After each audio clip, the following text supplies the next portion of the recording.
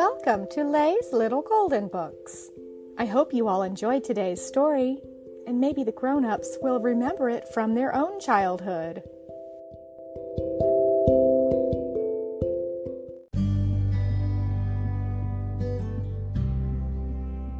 Betsy McCALL, a paper doll storybook by Selma Robinson. A Little Golden Book from 1965.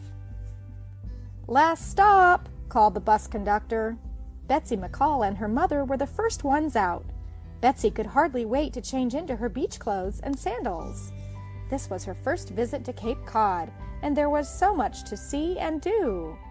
"Come on, Betsy, I'll show you the town," said Betsy's cousin Sandy. They saw windows full of seashells and starfish. They saw stores where fishermen bought lanterns and fish nets and cork floats for their nets. There were frozen custard stands and ice cream stands and hot dog stands. That evening they had a picnic on the beach. The beach taxi with its enormous balloon tires took them up dunes and down and along the sandy beach. "It's like a roller coaster ride," said Betsy. They cooked frankfurters and corn on the fire, and afterwards they sang songs until the moon came up. "I'm going to like it here," said Betsy. Every day Sandy and Betsy found new things to do. They watched the fishing boats come in and caught the small mackerel that Captain Mac threw them. They watched the excursion boats come in and pull out again. They played hide and seek in the dunes and found blueberry bushes covered with sweet, ripe fruit.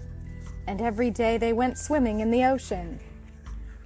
"I'd like to live here forever and ever," said Betsy, sad to think that her vacation was almost over. The day before Betsy was to leave, it was warm and cloudy and breathless. It was very quiet. Sandy and Betsy went for a walk in the dunes. There were no seagulls that day. They couldn't even hear Joe's beach taxi chugging along.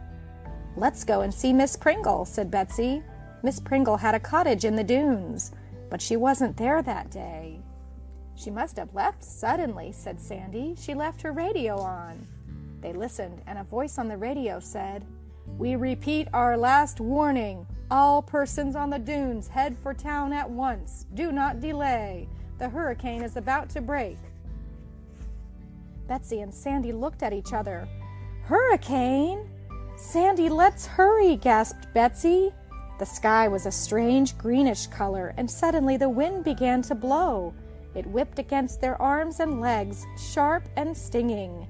Then the rain began to fall in great warm drops. The wind was so strong that Betsy thought it would blow her down. Suddenly, out of the rainy dark came a sound they knew well. It was Joe's taxi. Miss Pringle sat beside Joe. "Hop in, you two, or we'll have to put you up to drip dry," she called gaily. And even though the wind blew and the rain smashed against the windows, they sang the whole way back to town.